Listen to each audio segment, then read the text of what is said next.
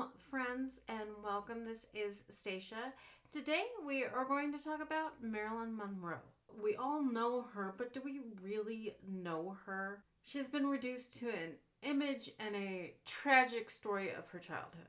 People have been saying let her rest after a questionable spate of biopics about her life that focus on the tragedies of her mental health and her growing up.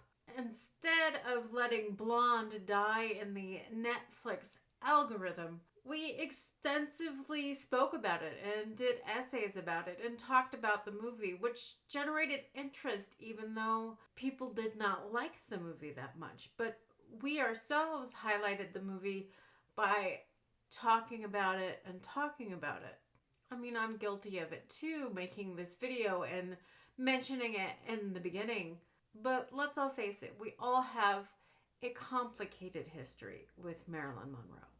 So my philosophy in this video is going to be, let's celebrate her for what she would have wanted to be celebrated for. Her film legacy. Is it worth looking at?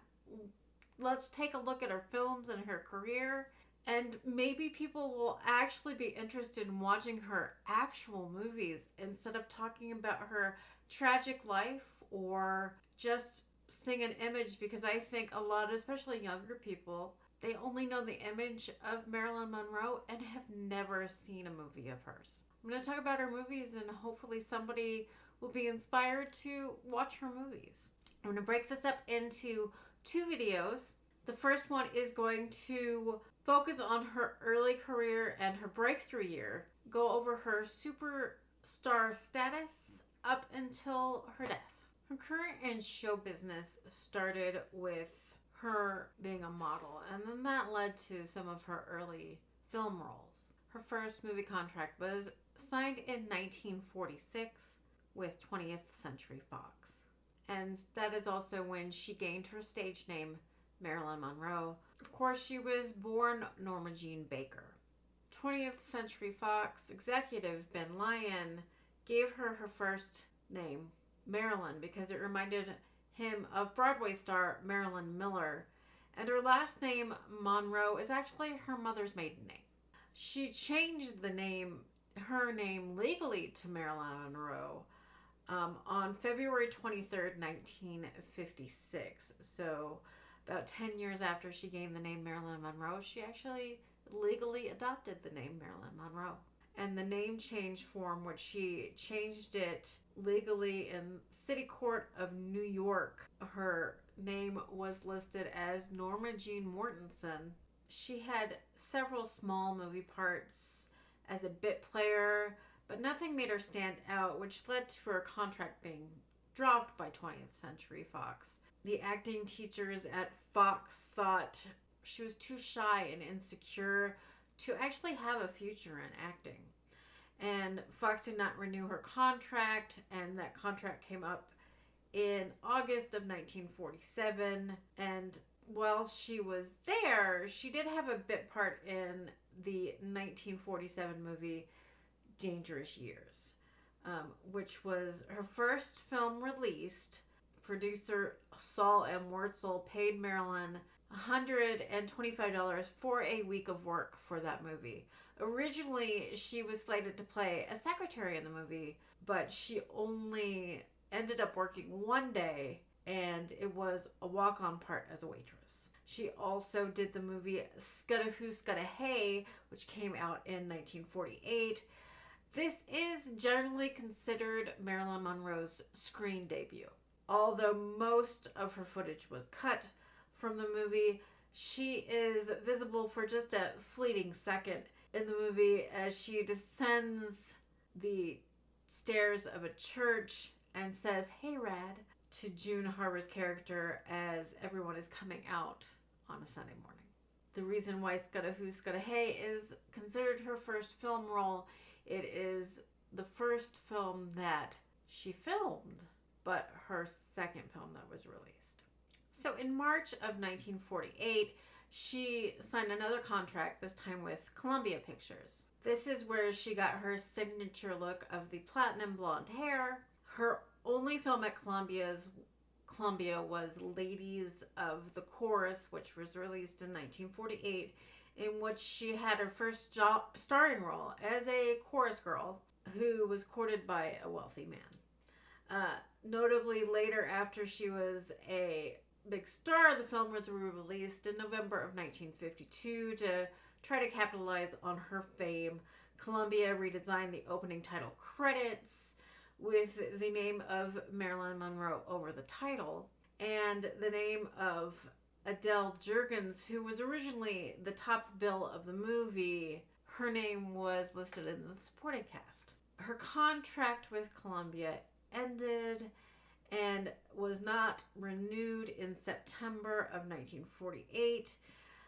Ladies of the Chorus was actually released a month following her being released from her contract at Columbia, and it was not successful. After being dropped from Columbia, she met Johnny Hyde, who was the vice president of the William Morris Agency at the time. Through Hyde, Marilyn landed small roles in several films, including 2 critically acclaimed works, the Joseph Mankiewicz drama All About Eve, and John Huston's film noir movie The Asphalt Jungle, and both of these were released in 1950. So the story of her getting cast in the movie The Asphalt Jungle. There are a few versions of this story. One has an employee at MGM's talent department suggesting that John Huston try out Monroe, with Huston immediately recognizing her as perfect for the role after her sensual audition.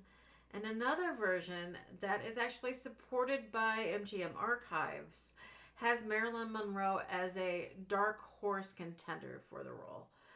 Huston had reportedly already chosen a blonde actress, Lola Albright, for the role when a nervous Marilyn Monroe auditioned for the part, and Huston was not impressed with her audition.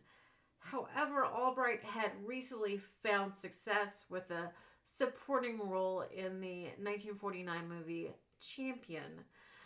So it was unlikely at that point she would accept a small role in a crime drama.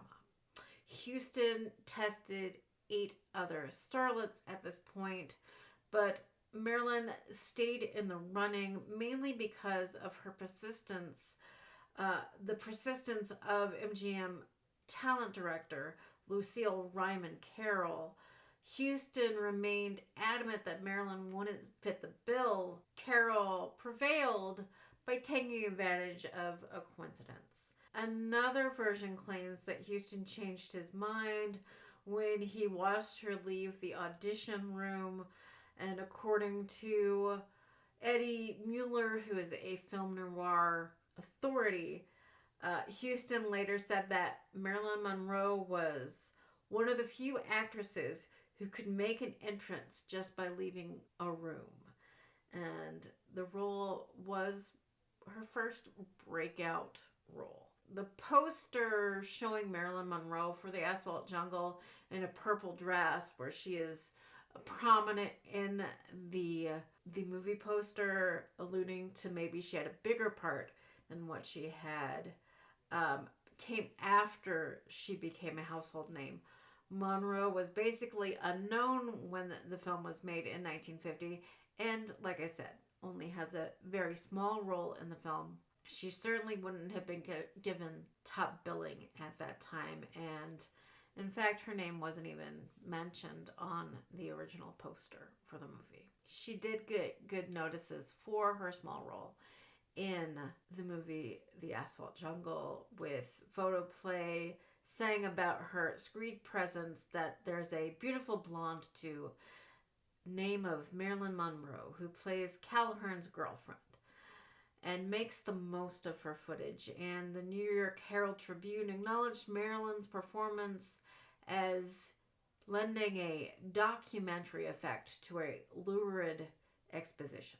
And the other movie where she had a small part but made a memorable appearance in 1950 was the movie All About Eve, who, of course, the big star of that movie is Bette Davis. So shortly after she made the film All About Eve, Marilyn Monroe started to adopt a different personality. The actress who played the role of Phoebe in All About Eve, she started emulating her down to her mannerisms, including her breathless voice. And that's how Marilyn started using her breathless, girlish voice. Gary Merrill described the experience of working with Marilyn Monroe in his autobiography as occasionally frustrating.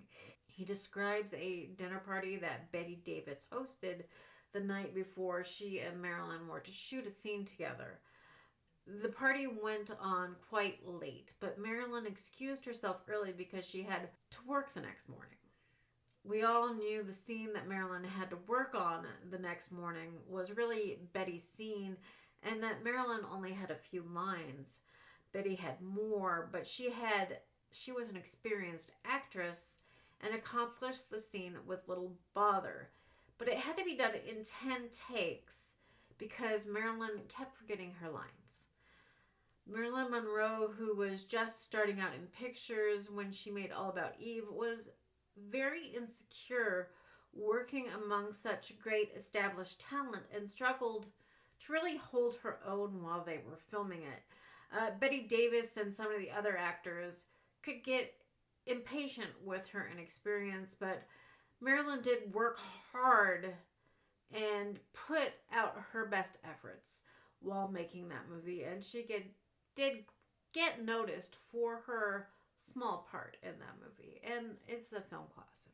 And then there's 1951 and 1952, and I call this Marilyn's transition years. This is where she had her little breakout parts with small roles in some big films, and then she started getting more parts, and this is really where they tried to see where she fit in the film industry. But one thing is that even through her small roles, people loved her. She was getting the same amount of mail at this point that much bigger stars of the day were getting, and there was clearly something about Marilyn at this point. My favorite movie from her time where she was trying to find her footing is the movie Don't Bother to Knock, which came out in 1952. It stars Marilyn Monroe, Anne Bancroft, and Richard Widmark. This was the first leading dramatic role of Marilyn's career, and it was also Anne Bancroft's first movie role. Richard Widmark was an airline pilot who had been dumped by his girlfriend, played by Anne Bancroft. He stays in a hotel and pursues the girl in room 809. And of course, that girl in room 809 is Marilyn Monroe, and she plays a girl who is mentally and emotionally disturbed.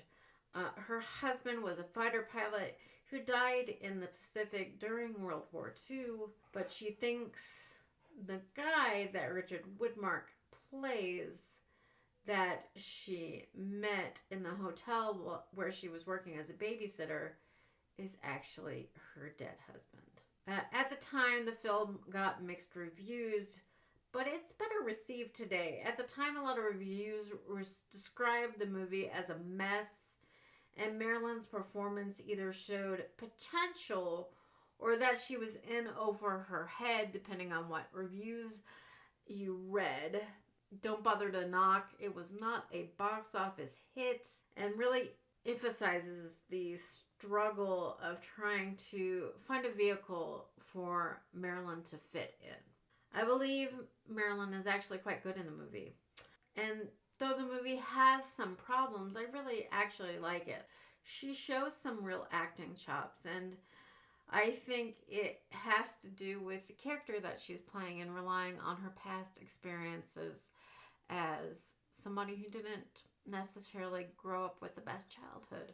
Throughout Marilyn's career, she struggled with her confidence in being a good actress. She was always questioning her acting ability. That's why she relied on acting coaches on the set and was quite nervous in the presence of bigger stars of the day. So at this point, of course, Marilyn Monroe was not confident in her acting skills.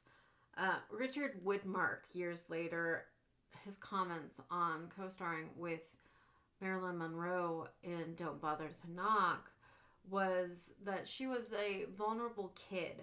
She was murder to work with because she was scared to death of acting. Even when she became a big movie actress, we had a hell of a time getting her to come out of the dressing room. When it was 5 o'clock, it got irritating. Come on, Marilyn, we want to go home. She was a movie animal. Something happened between the lens and the film. Nobody knew what the hell it was. On the set, you'd think, oh, this is impossible. You can't print this. Laurence Olivier said the same thing, basically, that she had a phenomenal something. Nobody knows what it is, but she had it. She certainly was never a professional actress. She always had a coach with her, lurking in the background, giving her signals. And she could never remember 3 words in a row. So it was all piecework. Beyond all the technical difficulties, though, she was a nice girl and we got along fine. This is a recurring theme throughout her career. Her co-stars getting frustrated with her because of her insecurities in her acting, but them all admitting that once you saw it up on the screen, there was something about her, something that transformed and worked better than any, like Richard Widmark and Laurence Olivier. You see them in the movies with her, and there's something about her that you couldn't take your eyes off of. And in her comedies, her comedic timing and everything, although maybe didn't translate on the set, once the movie was put together and you saw it on the screen, there was no denying that she was a competent and good comedic actress. So 1953 really became Marilyn's breakout year. The film that really started by setting her in the stratosphere was the 1953 release Niagara. It would be the first film that she received top billing, and she was the star of the movie, but despite being the star of the movie, she was still under contract at 20th Century Fox as a stock actor with a fixed salary. So she actually made less money on that movie than the makeup man did in the movie. This is also her first movie that was shot in Technicolor, which I believe really, suited Marilyn and helped her become a big star. Niagara is your classic 1950s film noir about a honeymooning couple, Polly and Ray Cutler. They check into a holiday resort overlooking Niagara Falls. Their neighbors are George and Rose Loomis. He's a much older man than her, and he seems to be a bit unstable. She's stunningly beautiful, being Marilyn Monroe, and appears to be having an affair. Then George Loomis is found dead, drowned, and then things start to get a little complicated.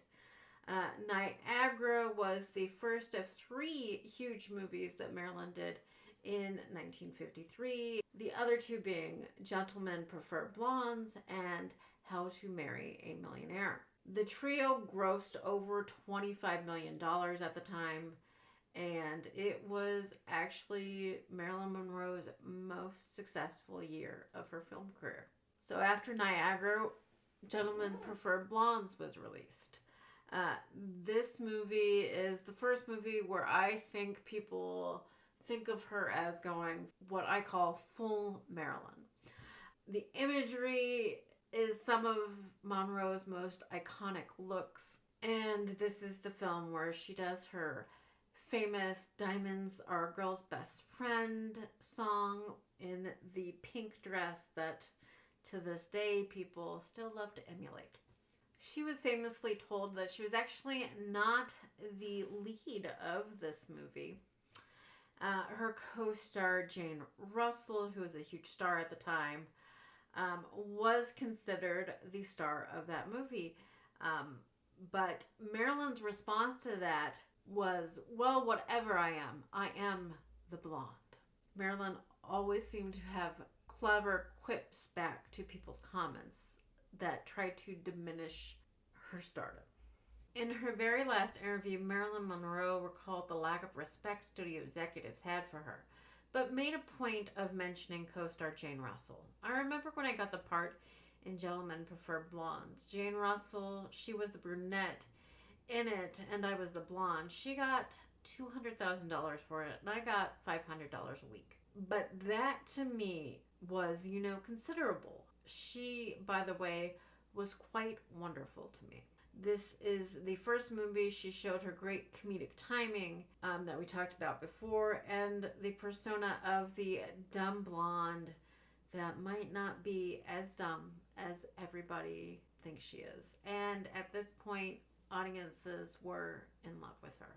The last movie that came out in her trio of successful movies that year was How to Marry a Millionaire. She co-starred with Lauren Bacall, Betty Grable, and William Powell in this movie. She was not originally supposed to be the star of the movie, but by the time it came out, she was one of the biggest stars there was. And a testament to this was Betty Grable receives top billing as the credits roll in the movie, which was a contractual promise that was made to her by 20th Century Fox. Marilyn Monroe was promoted to first place in the trailer for the movie and the poster art. According to Lauren Bacall, Marilyn Monroe was a challenge to work with, which I said, this is a reoccurring theme throughout her career. So she was always a challenge to work with. It wasn't because she was unpleasant. So they all ended up liking her, but were just frustrated with her insecurities. Her insecurities and total dependence on her acting coach, Natasha Lattès, for approval. Betty Grable was funny, an outgoing woman, totally professional and easy. Marilyn was frightened and insecure, trusted only her acting coach, and was always late. During our scene, she'd look at my forehead instead of my eyes, and at the end of a take, look at her coach standing behind her. And if she would shake her head no, Marilyn Monroe would insist on another take. A scene would often went to 15 or more takes, which meant I'd have to be good in all of them, as no one knew which one would be the one that they used. It was not easy, it was often irritating, and yet I couldn't dislike Marilyn.